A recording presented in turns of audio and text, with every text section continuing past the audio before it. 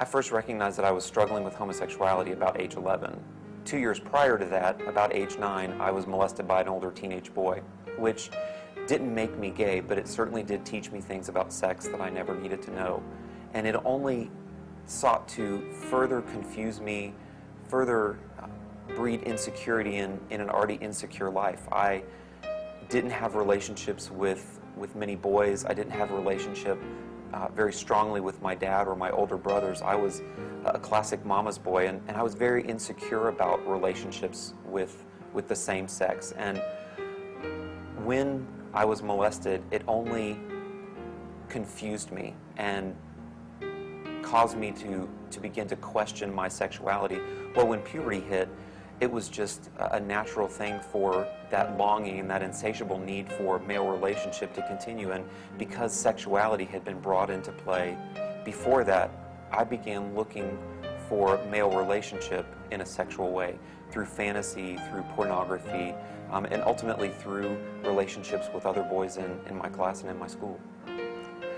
I believe God creates us with a need and a desire to have our same-sex needs affirmed and met by our same-sex parent, by same-sex peers. And my dad, though my parents have been married now over 50 years, was non-present in my life as a child. He worked a lot, he was gone a lot, and when he was home, he was the disciplinarian. My mom was the caregiver. She was the one who spent the time with me, who volunteered at school, who made cupcakes for my birthday and took them into my class. And Dad and my brothers, they were older, they weren't like me. I was different from them, and I really had a strong desire that I believe God gave me to be in a relationship with them. And when those needs weren't met, they only grew. And then molestation and puberty and all of those things mixed in there caused me to go in a direction that was contrary to how God created me. The molestation was simply one of the straws that broke the camel's back. For me, I had begun fantasizing about emotional and physical connections with men starting about age 3 and 4. Not sexual thoughts or sexual fantasies or any type of situation like that, but I was looking for a dad or a brother or a comrade who I could be with and be friends with, who loved me, who would affirm me, who would make me feel secure. And those were things that I dreamed about from a very, very young age. And molestation took it over the edge into sexual fantasy and sexual exploitation.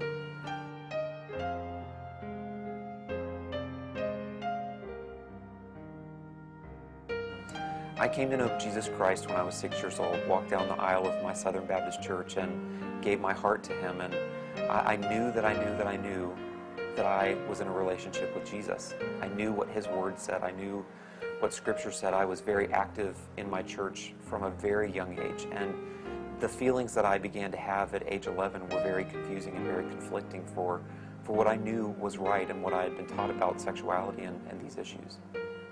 It was absolutely an emotional pull from the beginning, where I was searching for what God created and intended for me to have.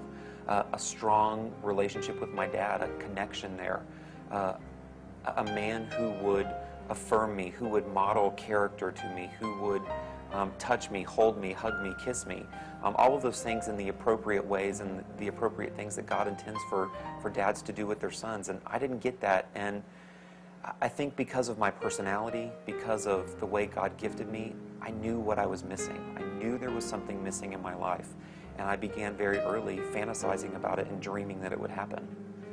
I believe very much that personality and giftings and how God created us, our perceptions, all of those things lend themselves to a child struggling with things that other children raised in the same home may not struggle with. For instance, my brothers grew up in the same house with the same dad that I grew up with, and they didn't struggle with homosexuality, but they did struggle with other things because there was a breach in their relationship with my dad. And for me, I very much believe that it was my personality, my giftings, coupled with a number of other things that led me to struggle with homosexuality or go down that path. For instance, I was labeled as a young boy, sissy, mama's boy, fag, queer, all of those things. And labels don't make you something. but for insecure kids or kids with a certain personality that might lend itself to being very sensitive or very emotional, those labels stuck to me, and I internalized them, and I thought, well, I am a mama's boy. I do want to spend time with my mom, but I didn't know what those other words meant until I was old enough to realize, hey, a homosexual or a fag or those labels mean I want to be in a relationship with the same sex, and that was true. And so those labels stuck, and I believe that they took root in my life and only served to send me down a path towards homosexuality. Temperament, I believe, again, is an enormous factor in how we relate to others, how we perceive relating to others, how we perceive taunting or criticism or those types of things. And I believe that those things played a part in my life and caused me to internalize things that maybe my brother, who didn't have the same temperament, didn't internalize or wouldn't even think twice about, or would have shrugged off or slugged the kid who called him those names. But I didn't. I was very much in tune with the fact that there was something wrong, and those labels were internalized and became the label to what I was dealing with. I prayed every single night from age 11 that God would cure me, that He would fix me, that He would heal me, that I would wake up the next morning and not feel these same temptations and attractions that I went to bed feeling. And inevitably I would wake up on my knees or with the Bible across my chest the same way, morning after morning, feeling the same way, if not worse, about the struggles that I was facing. And I was very much afraid that God hated me, that He condemned me. In fact, I used to walk down the hallway every single night to my parents' bedroom and touch the edge of their bed just to make sure that they hadn't been raptured or taken to heaven and me left behind because of my struggles.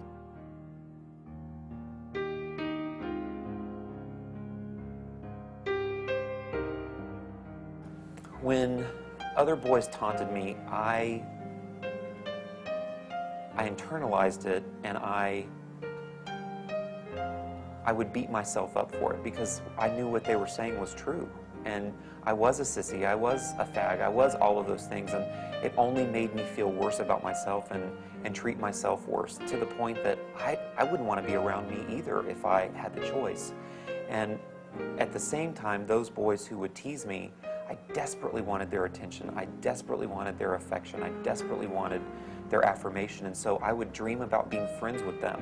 As time went on, I dreamed about being sexual with them because I desperately wanted a connection with the boys who were the ideal, the ones who were the perfect boys, the ones who looked a certain way, acted a certain way, and had certain characteristics, and I dreamed about being with them.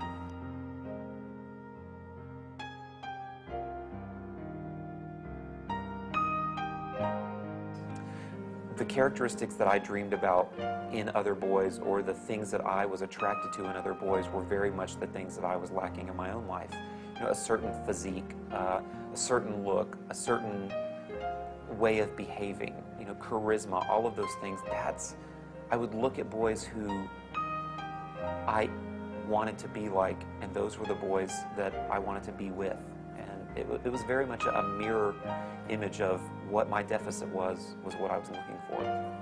I did feel unlovable. I did feel defective. I did hate myself because I wasn't like the boys that I thought were the ideal. I wasn't like the ones who were popular. I was just this mistake over in the corner who was desperately trying to be something that he could never attain.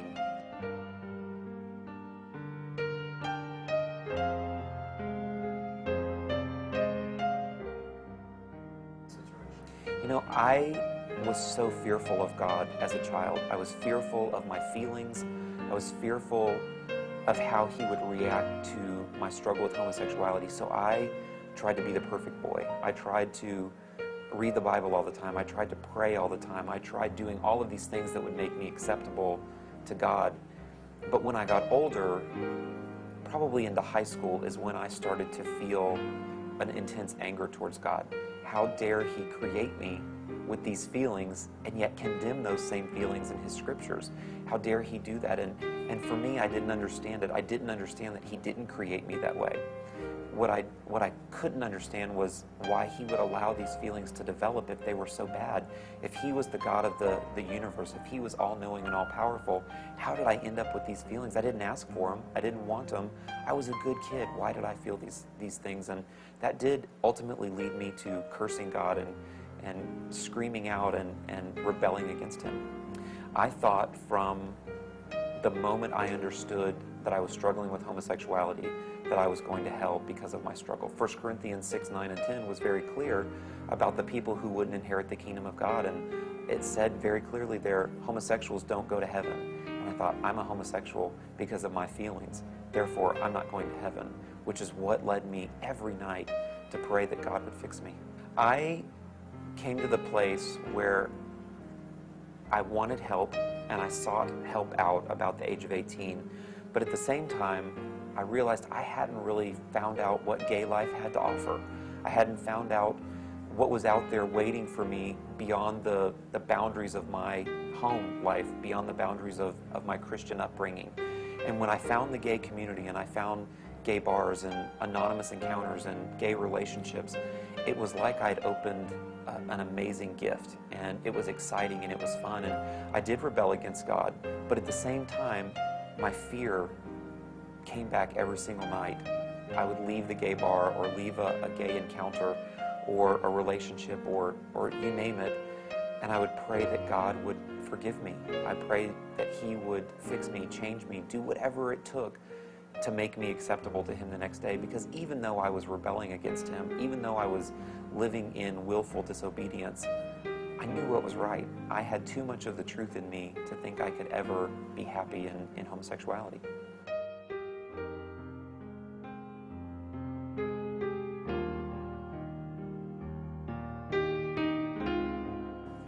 Homosexuality for me was something I struggled with from an early age, and it was almost as if I had been handicapped my whole life. And the thing that people pulled out and made fun of me for, my handicap, so to speak, when I found the gay community, that was the very thing they thought was so good about me. They said, it was almost like I had been in a wheelchair my whole life, and they said, because you're in a wheelchair, that's why we love you. The thing that's so unacceptable about you to society or to your friends, or what they perceive as unacceptable, is what makes you acceptable to us, and we love you for that, and we embrace that, and we think you should embrace that. And so it was very deceptive. It was something that was intriguing to me. I couldn't understand why anyone would love me, and when these people did, it meant the world to me. And I wish that's what I had found in the church initially, because I wouldn't have delved into homosexuality in the way that I did. Gay bars, gay clubs, gay encounters, anonymous places where sexual encounters happen, those were all things that I jumped headlong into to try to fill that need and that void that was so present in my life. And I was looking for the missing piece of my life's puzzle in the arms of another man, and I went anywhere and everywhere to find that. And at times I thought I had, but those relationships always ended.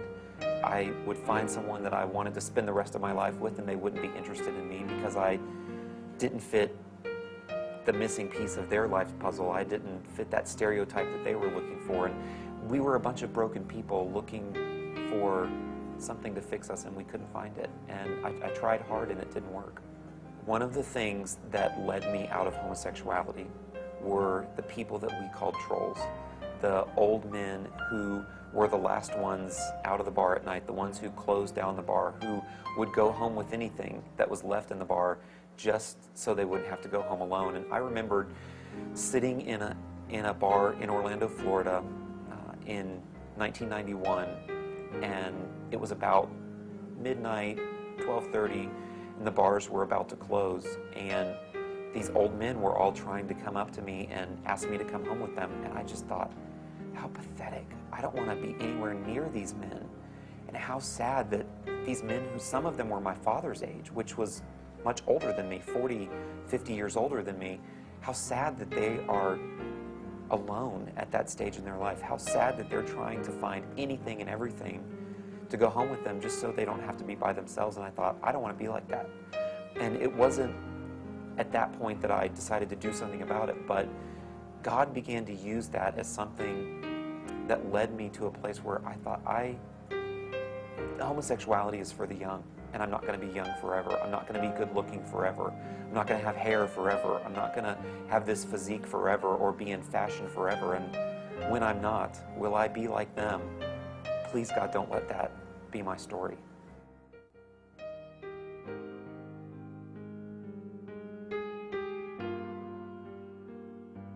The only place that someone can find the missing piece of their life's puzzle is in the arms of Jesus Christ, in a relationship with the Savior who created us to be whole through Him. And you know, the thing is that in this life, we will not find perfection. We will not find complete wholeness in our sexuality, in our emotional relationship, in our psychological makeup, in any of those ways. But only through a relationship with Jesus Christ do we have the ability to attain the most in this life. And through a relationship with Jesus Christ, we find contentment. We find the hope for wholeness. And it's that hope that leads us to be able to sustain ourselves throughout the rest of our lives. And that's the only place that anyone can find peace, that they can find contentment, happiness, and joy. And for me, I'm married now, but I didn't find all those things that I was looking for in my wife more than I found them in Jesus Christ. My relationship with Christ led me to a happy, healthy relationship with my wife that does meet a lot of my needs.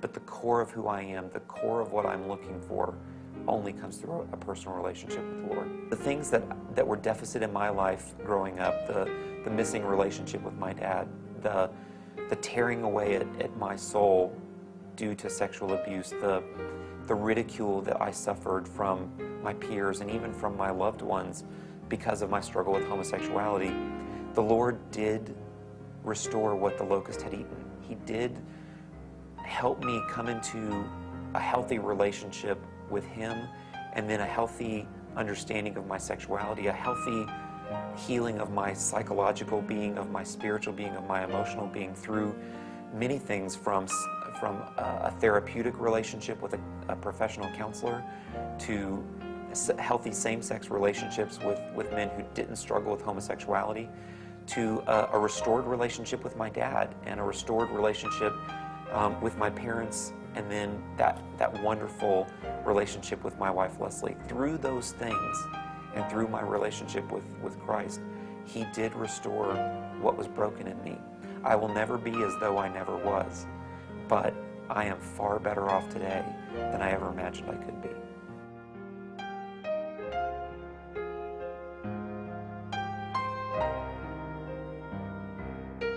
I had a divine experience in a gay bar on Easter Sunday, 1991. I was 19 years old. I was in a gay bar in Orlando waiting to meet my friends who never showed up. And I was desperate. I was lonely. I was sad. I hated what I was doing. I wasn't happy. But there was a level of excitement and intrigue that was still present in my life that drew me into the gay community on a regular basis.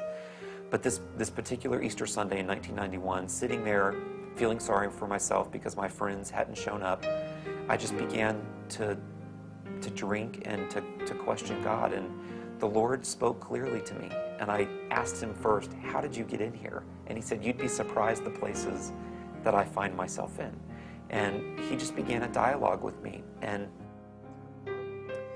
it was an audible voice inside me, not something that I heard from the outside, but I knew clearly that God was speaking to me. And I began answering questions internally that He was asking. And He said, you know, what has led you here? What is it that you're looking for? And as I answered those questions, He began to say, if you will trust me for those answers, if you will trust me to meet those needs in your life, I will. If you will trust me, I will lead you out of here. And I just remember thinking, God, I have been asking you to heal me since I was 11 years old. Why now? And I'm so tired, and I know what's right, and I know what's wrong, but I need your help. I need something more than you just saying it's possible. I need a sign. And the Lord continued to say, you know, Alan, if you stay here the rest of your life, I'll still love you no matter what. But what you think is good is the enemy of my best. And if you'll trust me, I'll show you a way out. 2 seconds later, I looked to the door to my left, and 2 people from this church that I'd started going to, Discovery Church in Orlando, Florida, walked through the doors of that gay bar. They knew what I struggled with, and they had been driving around that night, and they felt like the Lord said, Alan needs a sign. They saw my car in this parking lot that they just happened to be driving past, and they went in and they got me, and they said, the Lord sent us to show you that there is a way out, and if you will walk out with us, we will walk on this journey towards wholeness with you. And I couldn't believe it. I took another drink because I thought I'd need it, and I got up and I walked out. And it was through the personal touch of people that Jesus sent that I found freedom from homosexuality.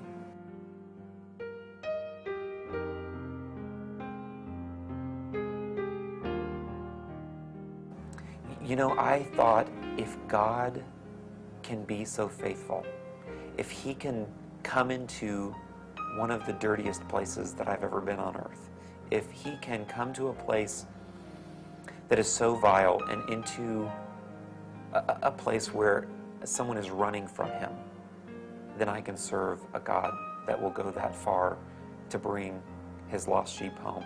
And I thought to myself, God, if you can be so faithful to me, regardless of whether my feelings change, I will strive the rest of my life to be obedient and faithful to you.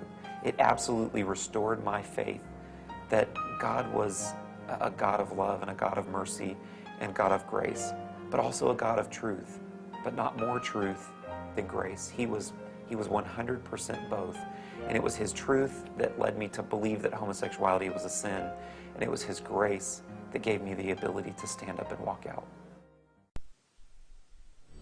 My dad had a lot of pornography in the house, and so there were not a lot of restrictions about where not to go in the house. So as a 6-year-old child, I found that stash and began to read those things, and it really corrupted and polluted my mind.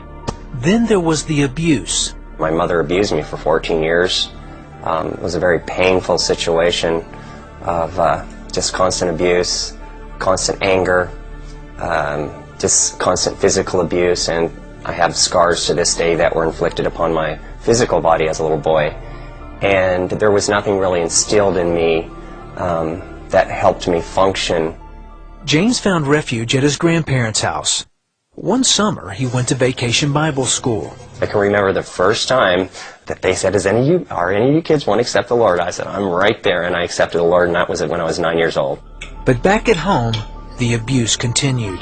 The beatings were very bad, and so I grew up with the concept that somehow there was something wrong with me in the eyes of God, because all the beating every day is that how would a loving God let me get beat every day? And so that's how I grew up. Because of his home life, James was a misfit at school. I acted out a lot in school and had a lot of peer problems. By the time that I'd entered into puberty, I was very disturbed. Began to run away at 13 to get away from the abuse. His mother kicked him out of the house when he was 14, and James went to an orphanage. But the pain of abuse still haunted his memories. He found an escape. I became habitually addicted to looking for relief from all my suffering through homosexuality. I always knew that it was wrong. I was powerless, and I felt a sense of doom all the time. But gay sex alone wasn't enough, and James turned to drugs. He became a thief to support his lifestyle, but that didn't pay off. Fortunately or unfortunately, how you look at it, I was not a good thief. I always got caught. James spent most of his adult life in and out of prison. The drugs and years of emotional pain took its toll, and James spent much of his prison time in the prison psychiatric ward. In those padded cells, did you ever cry out to God? I cried out to God every time. After one stint in prison, James went on a 4-day binge of sex and drugs and contracted HIV. This is it. And this is what I had been expecting, my doom. And in reality, though, it brought me to the place of really coming to the realization, I'm going to die, and I'm going to go before the Lord. And that began that I believe, final push to say, I've had enough of this. But James wasn't ready to give up his lifestyle, and he went back to prison. His cellmate had AIDS and was dying. I knew he was going to die in the prison because he was already sick. And the Lord told me, you're looking at yourself. If you don't change now, if you don't make those transition to what God wants you to do, then you are looking at yourself. And the Lord put me with that guy, so I would have to be forced to make that ultimate decision. I was either going to die, I was going to end up like that guy, or I was going to finally say, I've had enough, and I'm going to finally just do what God has required of me. And what did you do? And I changed. Because I just came to that decision that I just didn't want to go out of this life in disobedience to God like that fella did. You might be surprised to learn that James didn't leave his San Diego neighborhood. He stayed so he could help bring hope to his community. Every day while he walks the streets and prays, James confronts his own past. Well, this is the place that I was actually infected with HIV in. As you can see, the doors are open. It never shuts. It's open 24 hours a day, where many men every day come in for anonymous sex, to watch pornography. Many of them are doing drugs, as I was. I was a witness to what goes on in there, and God's changed me, so I no longer go into those places. But unfortunately, and it's very painful to me, that the doors are still open, and many more lives are being destroyed. As he prays over his neighborhood, James says he wants to be a walking testimony to people caught in the gay lifestyle. Ultimate transformation in Jesus Christ does take place because I am a living example that even though I went down the darkest road possible and suffered all the consequences that walking that road entails, ultimately transformation came because the Word of God is more powerful than all the sin that can be paraded in a man or a woman's life. My mind keeps going back to those pictures of me as a little boy. And I think there probably are times where I think, and I know it's not possible, but I think, would it be possible for me to go back and be that little boy again? Because we all lose our innocence. Everybody loses their innocence. But when you've been through such a dark tunnel like this, when you've seen the darkness of life, the depravity of humanity, when I've seen my own depravity, sexual, otherwise, there is a desire to go back and be that little boy again, and to recapture that part of you that wants to dream for the future, that wants to experience life. Because there's a lot of life that I missed out on going through this. I mean, a lot of just wonderful exploration and getting to know life and people in a normal way that I totally missed out on because of this, because of the path I went down. I grew up far too fast. And this kind of life makes you grow up very, very fast. And you grow old very fast. Too fast. And there's so much of life that I wish I could go back and experience and capture. But it's gone.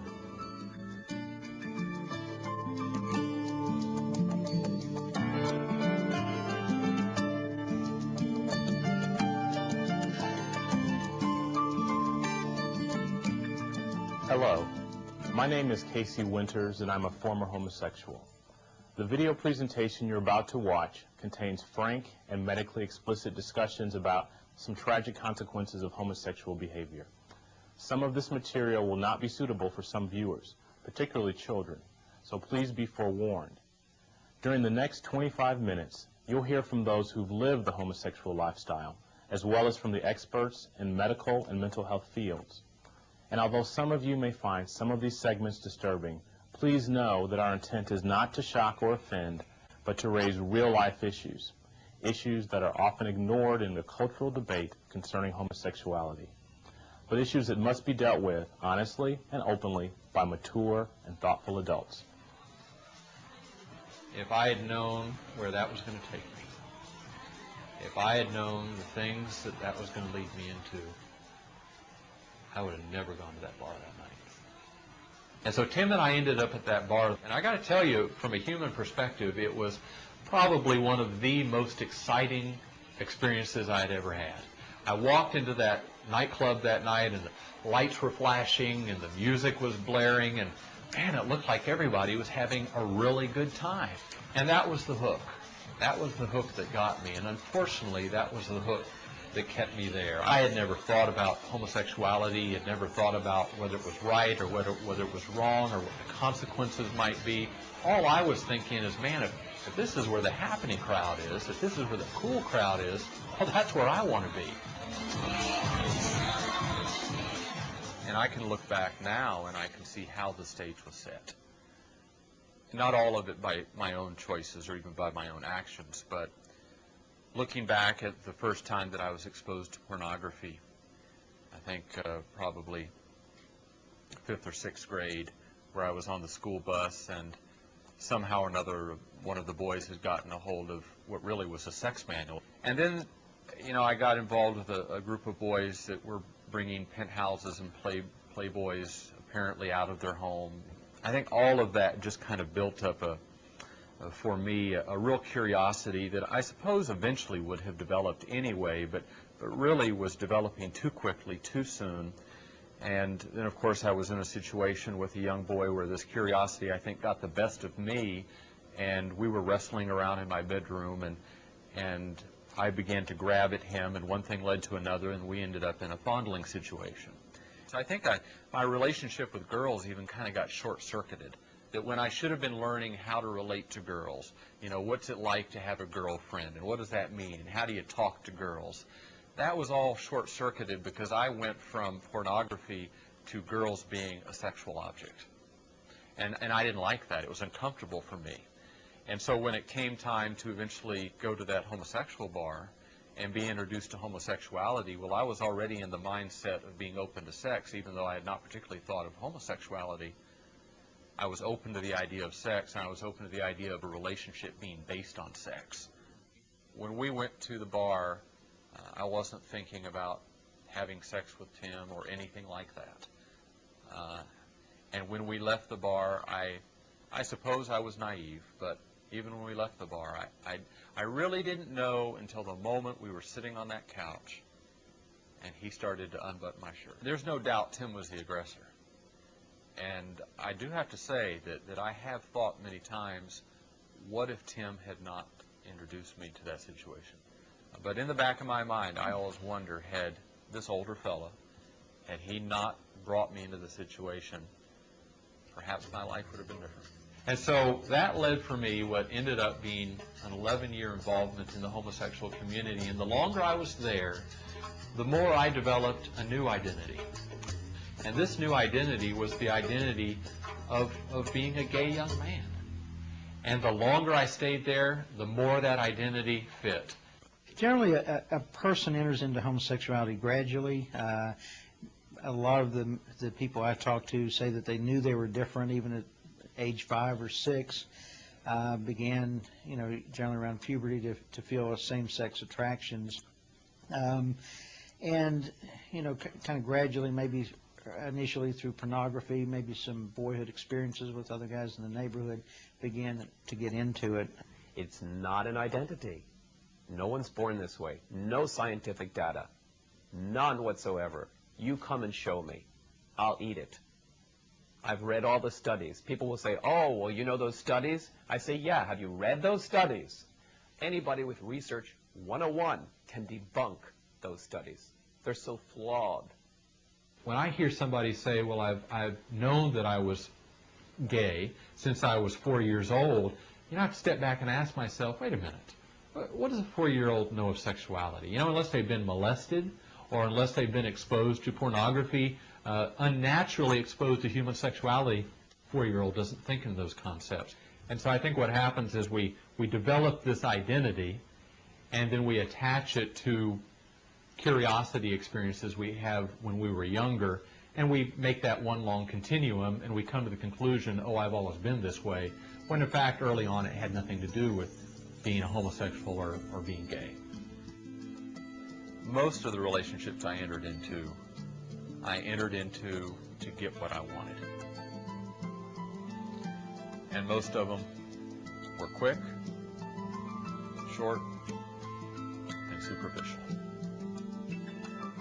I never had the long-term monogamous committed relationship that I thought I was called to. And even though I appeared to be quite well adjusted, I was very lonely. Even though I was surrounded by lots of friends and lots of activities and church and sports and on and on and on, I just was still very lonely. So I believe that committed same-sex relationships is a myth, and that there are a couple of highly publicized examples that the gay community uses.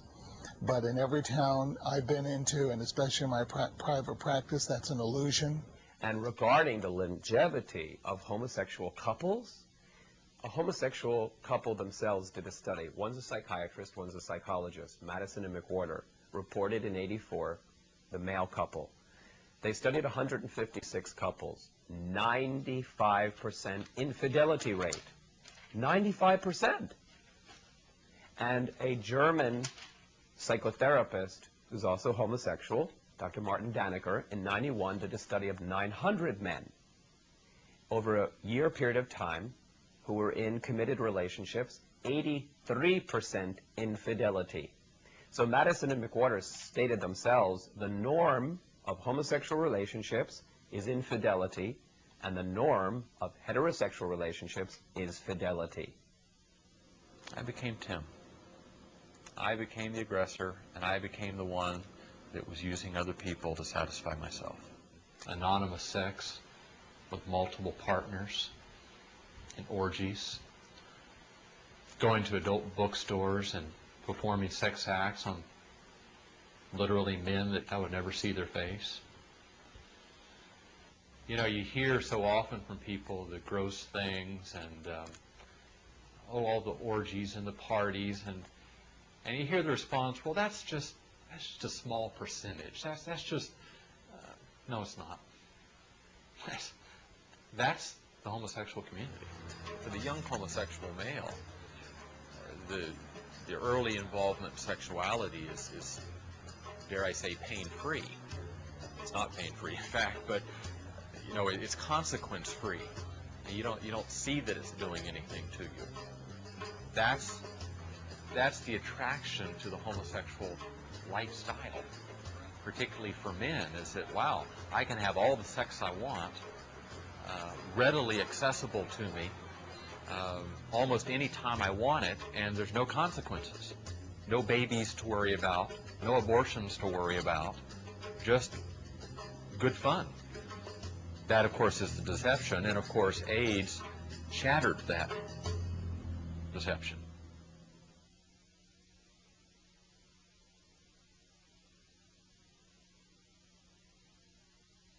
It's been reported that 30% of 20-year-old homosexual men will either have HIV or be dead of AIDS by the time they're age 30. The alarming aspect of that report is that I think 30% is probably too low. I think as homosexual practices gain more acceptance and as even they are encouraged, we are going to see that percentage increase dramatically. And that's just simply a fact that doesn't have to take place.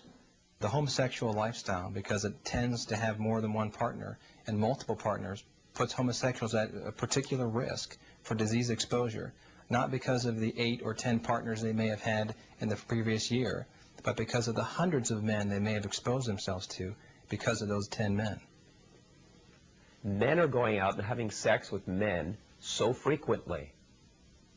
80% of homosexual men will have a sexually transmitted disease. That's not being portrayed on Will and Grace and Ellen. It's all made to look so plush and so kitsch and so sweet and so nice. A particular concern to the when you sit beside someone at their bedside and you watch them struggle for breath, there's very few times that people put on airs or pretend. And as I've sat and talked to homosexuals, people that have made the lifestyle choices that they did, who acquired AIDS and were looking at an early death, never have I heard anyone happy that they chose this. Never have I heard anybody say, this was the best life for me. I've watched friends go. I've been to funerals. I've seen other guys get sick, people that I knew intimately. I mean, you go through a war and you wonder, did somebody survive? But this is supposed to be normal life. This is supposed to be what's normal and good for everybody. And you think back on people and you wonder, gee, I wonder if they've survived. That ought to tell us something. That ought to cause us to pause and ask if this is what we want to usher our children into something where we have to wonder, are they going to survive?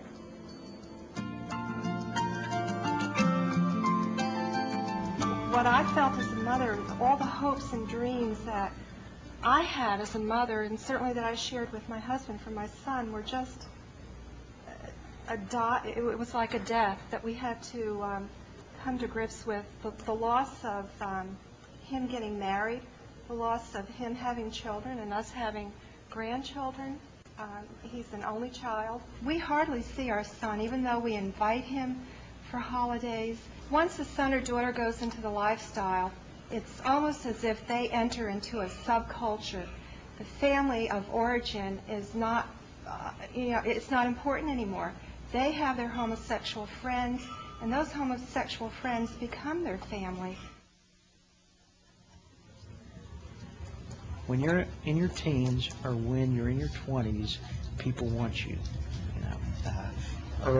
Younger and younger teens are being drawn into this. I was talking to a 16-year-old just recently who first got involved in a gay bar when he was 13 years old. So, you're desired, you're wanted when you're in your teens, maybe when you're in your 20s. When you're in your 30s, you're the pursuer. You're looking for somebody else, usually younger, maybe. And when you're in your 40s, you're out of it. Nobody wants you. If you want to get a picture of the future of a young homosexual gay boy, go into a homosexual bar at 2 o'clock in the morning when the party's over and the music has stopped and the lights have just come back on in the bar, and look at the old homosexuals left in the bar, alone. So same-sex attractions are always driven by pain. All of it. So it's not an identity, it's a behavior.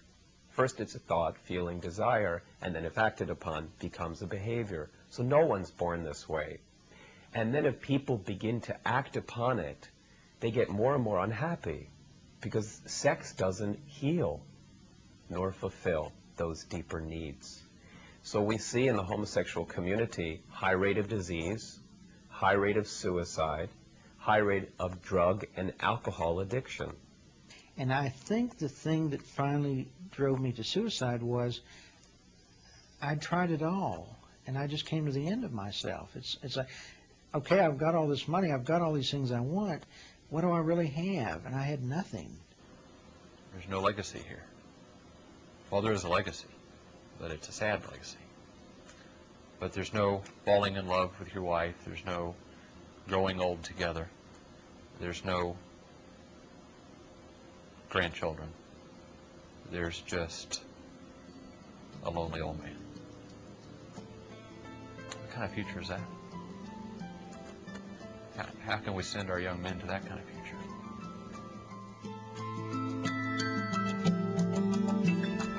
I know that one of the difficult things for teachers, they're put in a position to where some would say, if a child is curious about homosexuality, or if a child is feeling this emotion or that emotion, that those might be signs that they are, quote unquote, a homosexual.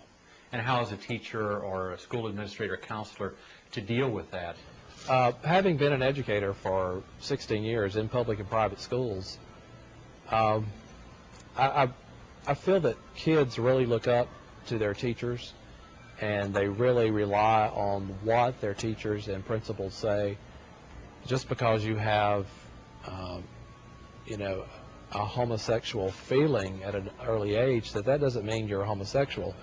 I think a lot of people experience those kind of homosexual feelings and grow out of them. It's just part of growing up. Children have a lot of ambiguous feelings about sexuality. In fact, we don't just suspect that, we know that from scientific studies. The children who have a very unclear identity in relationship to gender issues when they're freshmen and sophomores in high school, only a few years later have a much clearer concept of those same issues. And so imposing that very early, making judgments very early in a child's life about what they may be experiencing at that particular moment is fraught with danger, frankly, and is tremendously risky. You could really develop almost a self-fulfilling prophecy. Told that we know something about children. We know that if you tell a child that they're dumb, or they're ignorant, or they can't play sports, that they're clumsy, we call a child clumsy year after year after year, eventually they begin to believe that they truly are clumsy.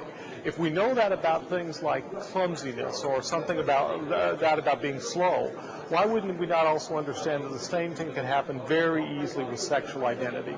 If you tell a person at the age of 10 or 11 or 12 that they're gay, and you tell them that over and over again, you can literally construct a gay identity for that individual when it may not exist at all. So what do you do when you're dealing with the possibility of abuse and violence within the schools? You need to stop and think, what do we want to promote here? If you want to promote treating other students with dignity and respect, then that's what you teach. You teach that we need to honor each other. We need to treat each other with dignity and respect. What you can't do in that is put students in groups. Anybody who's different is picked on. And the schools can teach, you want to talk about tolerance, the schools can teach tolerance and understanding for someone that's different from you, but that should go across the whole spectrum of behavior, not just someone who's identified as struggling with same-gender attraction. I think there are some common values and kindnesses and decencies that everybody can be taught. I think it's a very complicated and difficult issue. I do feel the pain of high school students, both male and female, or junior high, that are being ostracized and being teased. It's a horrible place to be. And there does need to be sympathy, and there needs to be some sort of action on the part of school administrators to stop the teasing and the taunting and the tormenting. I think that's absolutely critical. But I don't think that from that point, that is an automatic springboard into anything that really gets into what should be dealt with in the home or in the church. Those kids who are genuinely struggling and don't want this in their life hear nothing about that option at all. And so I think schools absolutely, in order to be fair, have to say there's also help for those who don't want to have this in their life. Because I sat in the chair feeling like a faggot and a queer and being called one and wanting to understand what am I going through, and nobody could help me. Therapists couldn't help me. Clergy couldn't help me. Teachers couldn't help me. And now it's a sellout because they couldn't find out what it was about. Now they're saying, well, embrace it. If it ain't broke, we don't have to fix it. That's cheap. It's cheap science. It's cheap religion. And it's cheap education. We owe our children the right to the truth about same-sex attractions.